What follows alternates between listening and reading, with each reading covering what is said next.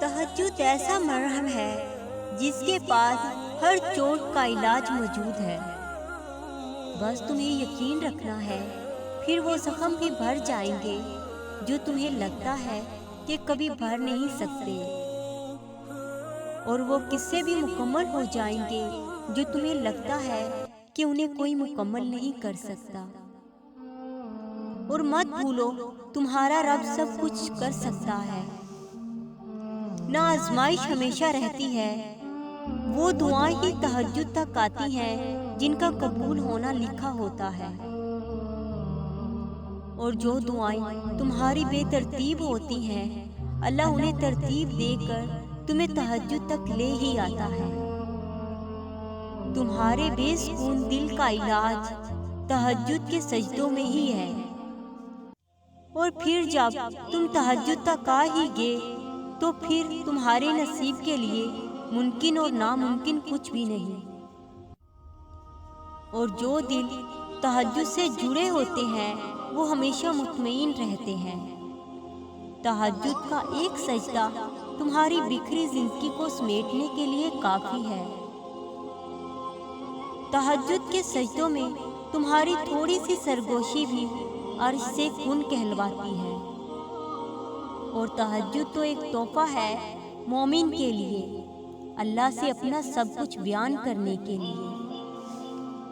جب تمہارا دل تہجد کی رونقوں میں لگ جائے گا تو پھر تمہارا دل دنیا کی رونقوں سے اٹھ سا جائے گا۔ تم جتنی کوشش کرو گے اللہ کے قریب آنے کی، وہ تم سے زیادہ کوشش کرے گا تمہارے قریب آنے کی۔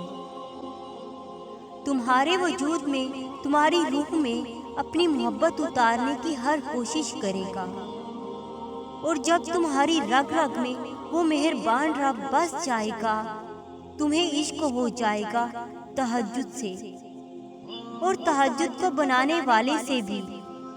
تہجد کا نور تمہاری روح روشن کرنے کے لیے کافی ہے۔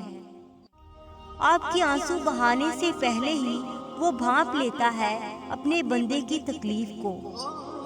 آپ کے پیارے اللہ جان لیتے ہیں میرے بندے کو میری اشد ضرورت ہے، اور وہ رب العالمین جان لیتا ہے میرا یہ بندہ مجھے سنانا چاہتا ہے، باتیں کرنا چاہتا ہے، سکون چاہتا ہے، کن فیکن کی تکمیل چاہتا ہے، تو میرے پیارے اللہ پاک اس کی سب چاہتوں کو پورا کرنے کے لیے ایک تہجد کو اس کے مقدر میں لکھ کر اسے قیمتی اور نایاب بنا دیتے ہیں۔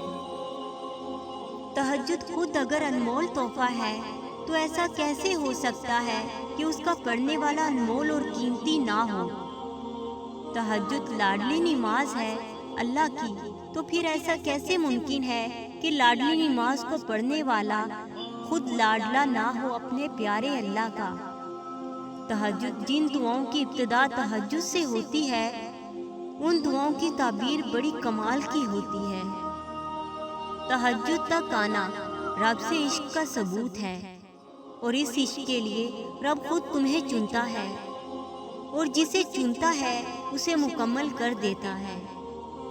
کسی کے لیے تہجد میں کی گئی دعائیں کسی کو گہری نیند سے بھی اٹھا سکتی ہیں۔ ہار مت مانو، تمہارا تہجد کا سجدہ معجزوں کے بہت قریب ہے۔ تمہارا نیند سے اٹھ کر تہجد پڑھنا اس بات کی دلیل ہے کہ اللہ تمہیں بڑی کامیابی دینے والا ہے۔ جس دعا نے تمہیں تہجد کی لگن لگا دی کیسے ناممکن ہے وہ رد ہو جائے۔ دعائیں جب قبولیت کے لیے اللہ کے روبرو ترتیب سے کھڑی ہوتی ہیں نا، تو تہجد کی دعائیں سب سے پہلی صف میں ہوتی ہیں، وہ صف جسے اللہ نے سب سے پہلے اپنے کن سے نوازنا ہوتا ہے۔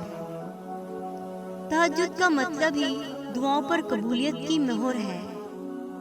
تمہاری سردی کی نماز جب تم اپنا گرم بستر چھوڑ کر نماز تہجد کے لیے اٹھتے ہو اور اس کی محبت میں ٹھنڈے پانی سے وضو کرتے ہو تو یہ محبت دنیا کی ہر محبت پر غالب آ جاتی ہے۔